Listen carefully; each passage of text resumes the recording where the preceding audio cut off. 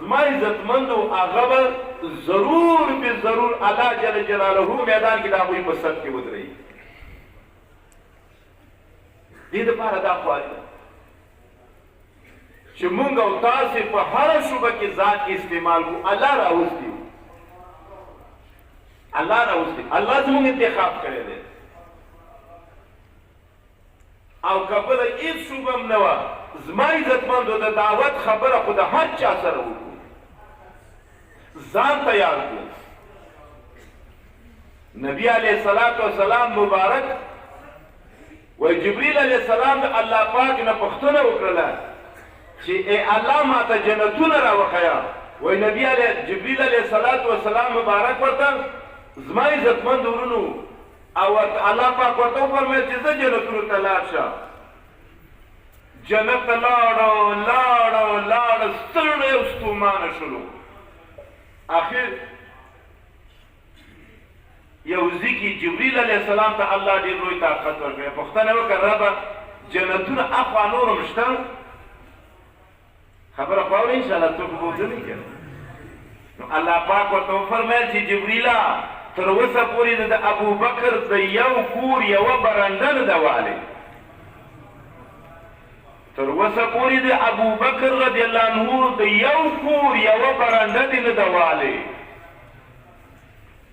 ولې چې هغه به ویل اینقص الدین و انا حی، دین کې به کمی راوځي، زه به ژوندی یم، د الله پاک حکم به ماتېږي او زه به ژوندی یم، د نبي علیه السلام سنت به ماتېږي او زه به ژوندی یم.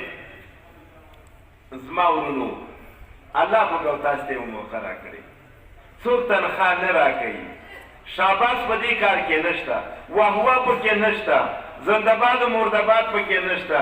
معامله د چا سره ده؟ الله سره معامله ده. او د معاشر په میدان به معلومیږي چې چا وګټله.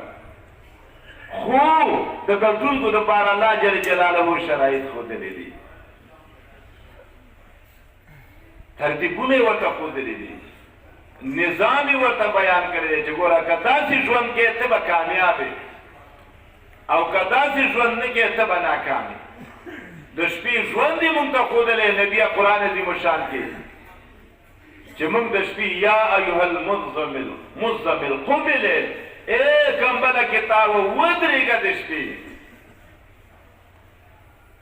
الا قلیلا لږ وده شه، نصفه نیمه شپه ودرېږه، او انقص منه یا د نیمې نه لږ کم که او زید علیه یا په نیمه لږ زیات که. خو څه شی به کې ورتل القرآن ترتیلا، قرآن به په مذهب ازل ولي، قرآن به په مذهب ازل ولي. او د ورځې دپاره اعمال راکړي دي یا ایها المدثر قم فانذر، پټو کې تاوه ودرېږه او خلق وویروه. چا نه وویروه؟ وربک فکبر، د خپل پروردګار لوی بیان که، وثیابک فطهر، جامې دې پاکې که چې معامله او معاشره دې خرابه دی، چې خلک درته امیر صاحب وایي او زما عزتمندو او معاملې ټولې خرابي، نو بیا به زمونږ په لیدو باندې خلک د دعوت نه لرې کېږي. ابو هریره رضی الله عنه اس اخیستلو، یهودي محتاج اس یې راوړی و ډېر ښایسته قیمتي. ورته یې پوښتنه وکړه چې دا په څو دې ویل؟ په 300 یا 400. هغه بې دوره وواله، بېرته راغی یهودي ته وایي که د اس 500 شي، هغه ورته ویل ستا خوښه ده.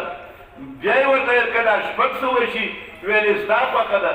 ویل دا که دا 200 شي چې هغه 800 ته ورسېدلو نو د دې اس قیمت هم دومره و. نو ورته ویلي ما ته معلومیږي چې ته محتاج یې، ځکه دا شی دې په ارزانه خرڅولو او دا 800 روپۍ واخله. هغه یهودي کلک د لاسه ونیولو. ورته ویل ته څوک یې؟ ویل زه د محمد رسول الله امتي یم. موږ ته هغه ویلي و چې د یو بني آدم سره به هم دوکه نه کوئ. تا سره زه دوکه نه کوم، بني آدم سره به دوکه نه کوئ. نو زما عزت در سره دی چې زمونږ او ستاسې دا مشران الله راوستي دي، ډېر لرې ځینه راغلي، سپین ږیري دي، معذورین دي، راغلي دي زما عزتمند ورونو چې د دوی د هر مجلس نه موږ او تاسې فایده واخلو چې کله مجلس واورېدلو تر بل مجلسه پورې دغه خبرې تکرار کړو چې د دې خبرو اثر زما په زړه څومره شوی دی او د دې سړي په زړه څومره شوی دی دا خبرې دومره موږ او تاسې تکرار کړو چې د خبرو اثر زموږ په زړه کې وشي ځکه سر م چې درد کوي او پیچکارۍ د درد وکړو